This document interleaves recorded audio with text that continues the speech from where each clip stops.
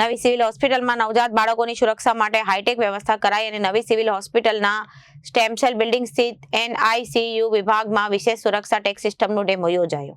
નવી સિવિલ હોસ્પિટલના stem cell building સ્થિત NICU વિભાગમાં વિશેષ સુરક્ષા ટેક સિસ્ટમનો ડેમો યોજાયો।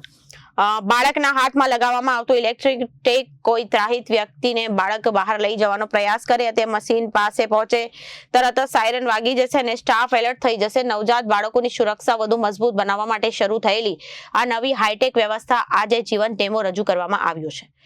નમસ્કાર, હું ડૉક્ટર લક્ષ્મણ ટેલિયાણી। સ્ટેમ સેલ બિલ્ડિંગમાં NICU છે। NICUમાં બાળકોની ચોરી ન થાય એ ઉદ્દેશ્યથી NICUના એક્ઝિટ પર RFID મશીન લગાડવામાં આવ્યું છે અને જે બાળકો દાખલ છે એમના કાંડા પર ટેગ લગાડવામાં આવશે, જેથી કરીને કોઈ પણ ત્રાહિત વ્યક્તિ એ બાળકને બહાર લઈને જાય તો તરત જ બીપ વાગવા માંગશે અને સિક્યુરિટીને એલાર્મ મળે અને જેથી કરીને આવી નવજાત શિશુઓની જે ચોરી હોય એને અટકાવી શકાય। હા, ઇલાજ સાથે આ સુરક્ષા પણ જરૂરી છે। આ બહુ ગંભીર ઘટના છે। કોઈના બાળકની જે ચોરી થાય તો એ ન ચાલે।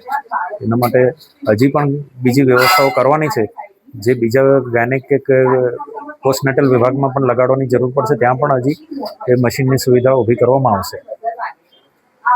Reporter Arvind Rathod, Janadesh news, Surat.